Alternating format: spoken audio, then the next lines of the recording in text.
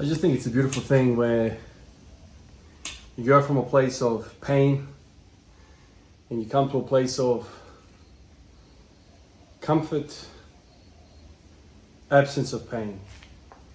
You know, for the longest time, man, I would I'd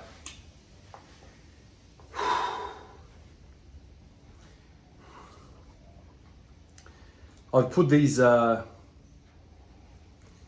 periods together where I would like absolutely freaking hammer the squat, man. I feel like the last time I did that was when I, just before I set the 265 deadlift. Remember back then I was telling you guys how all you gotta do is squat to improve your deadlift. I mean, that was kind of my experience. So back then what I was doing a lot is marching, you know, literally just standing there and just lifting my legs up. Marching in sport like a soldier does, right? And I did that, and I remember I was pushing like 7 sets of 5 with 180, that kind of thing. Lots and lots of work, man. I started getting stronger, I was feeling great.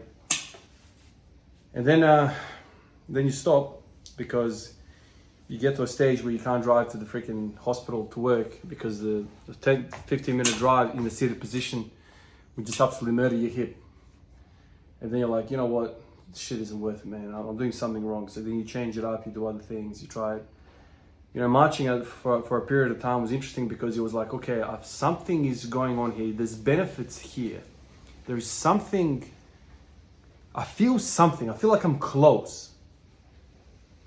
You know, close to a perfect routine where I can absolutely hammer myself. You know, 3 days a week, 5x5 type of thing, and then not have pain, not have TFL pain. I keep calling it TFL, but it could be referred pain from somewhere else.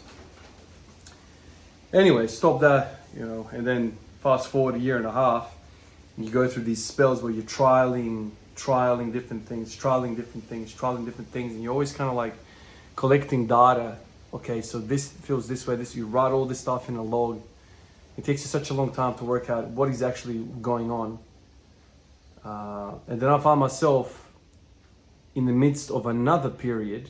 So I've now done 2 really hard, like balls to the wall sessions where I've come in and I've worked hard.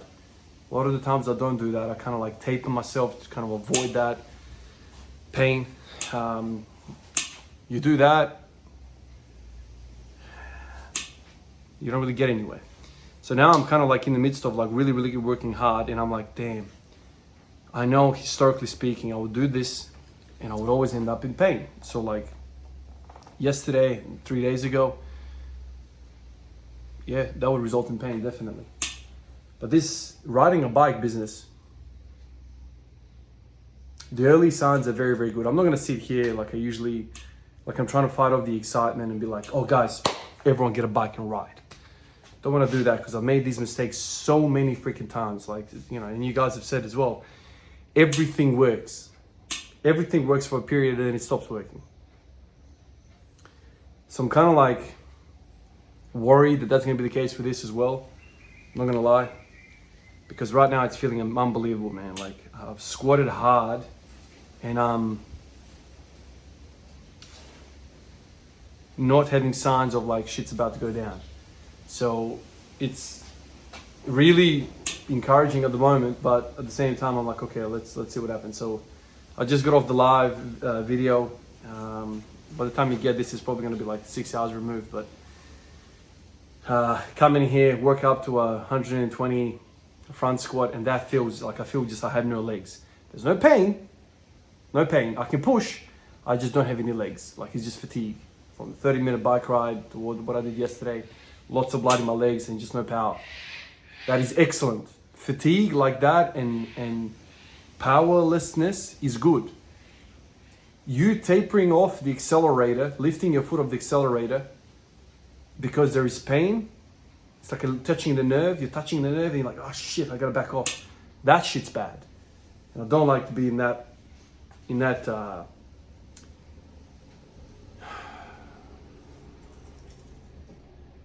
kind of thing. But this is good. So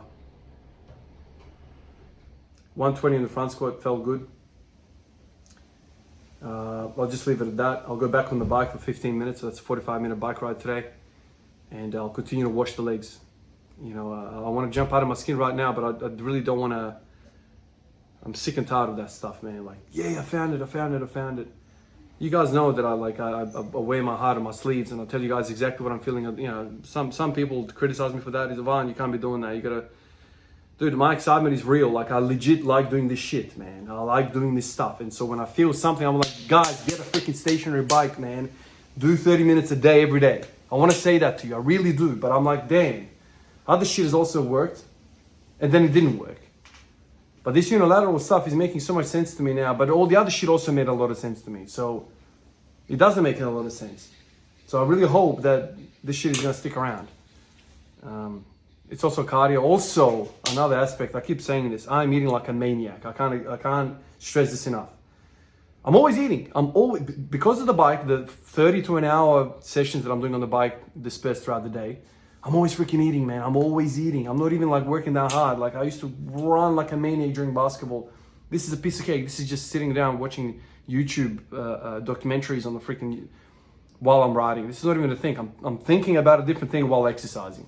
It's not really exercising, but it's doing something. It's sending blood into all the right areas, so it's good.